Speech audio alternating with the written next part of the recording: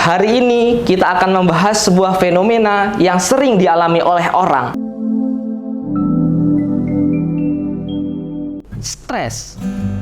Sebelum kita membahas lebih lanjut apa itu stres, marilah kita berkenalan arti dari stres itu. Stres berasal dari bahasa Latin, yaitu stranger, yang artinya tekanan atau tegangan. Istilah stres pertama kali dikenalkan oleh ahli psikologi dan kedokteran bernama Shelley. Shelley mengatakan bahwa stres adalah sebuah respon, sebuah stimulus yang datang dari luar. Maka dari itu, apabila datang sebuah ancaman, sebuah stimulus yang datangnya dari luar diri kita, dan diri kita tidak mempunyai kapasitas yang besar, maka itu akan menimbulkan stres.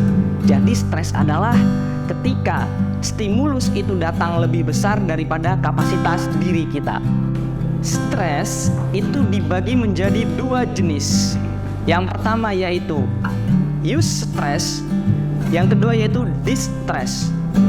Yang pertama, eustress. Apa itu? Eustress adalah stres yang positif. Ada loh stres yang positif, yaitu adalah stres yang bisa menimbulkan efek positif bagi diri kita. Contoh, teguran dari orang atau dari siapapun yang bisa men-trigger kita untuk lebih baik lagi. Terus yang kedua, distress. Distress adalah stres yang berefek buruk atau negatif terhadap diri kita. Pengalaman atau situasi yang terjadi pada diri kita yang di luar kapasitas kita itu akan menimbulkan stres.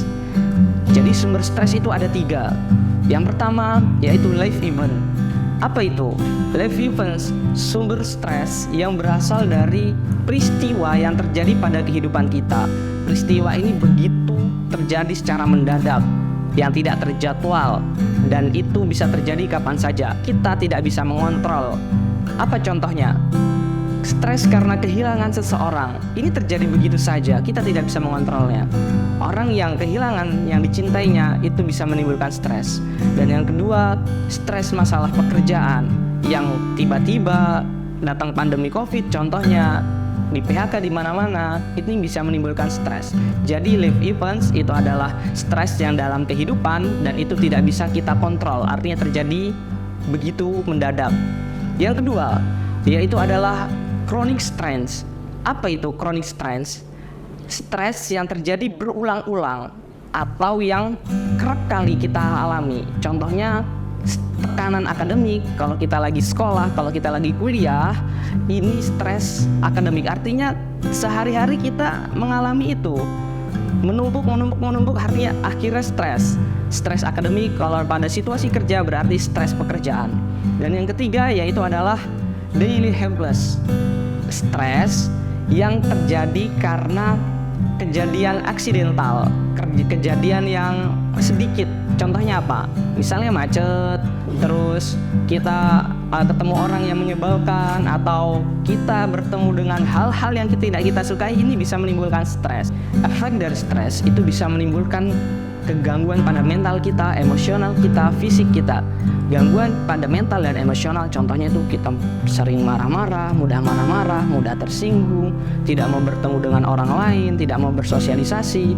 Ini adalah efek dari stres, tidak mood, tidak ingin melakukan apapun. Dan yang lebih parahnya, kalau sudah sampai ke gangguan fisik, stres yang bisa mengganggu fisik itu contohnya kita sakit kepala, padahal secara medis di clear, nggak ada apa-apa. Kepala kita sehat, bagus, tapi kita merasakan sakit kepala, sakit punggung, badan pegel-pegel. Nah, ini bisa efek dari stres. Dalam istilah psikologi, itu dikenal dengan istilah coping mechanism, atau sebuah mekanisme, sebuah cara untuk menghadapi stres. Secara umum, ada 2 jenis coping mechanism atau mekanisme dalam menghadapi stres. Yang pertama yaitu adalah problem focus coping. Artinya, kita berfokus pada sebuah problemnya atau permasalahannya. Bagaimana cara mengatasi stres ini? Kita mengetahui apa masalahnya, lalu kita selesaikan masalahnya.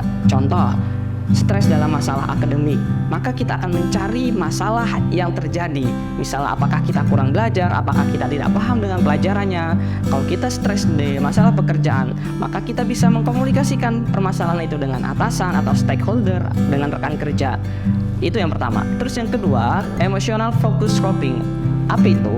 Mekanisme yang berfokus pada emosional. Bagaimana cara kita mengelola emosi kita dalam menghadapi stres.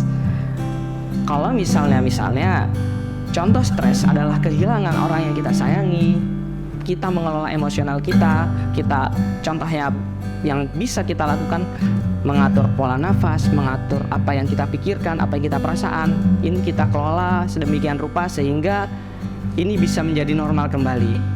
Coping mechanism ini ada dua, yaitu mengatasi stres dengan mengatasi problemnya atau masalahnya. Yang kedua adalah mengatasi dengan mengelola emosional yang ada pada diri kita. Mudah-mudahan kita terhindar dari stres. Tapi kayaknya nggak mungkin ya kalau kita terhindar dari stres, karena masalah itu selalu ada. Yang lebih baik adalah semoga kita bisa mengatasi dan menyelesaikan permasalahan-permasalahan itu. Dan sejatinya stres dapat membuat diri kita menjadi naik level, kapasitas diri kita menjadi lebih kuat dan lebih besar lagi dalam menghadapi peristiwa dan permasalahan dalam hidup kita. Terima kasih, sampai jumpa di next video.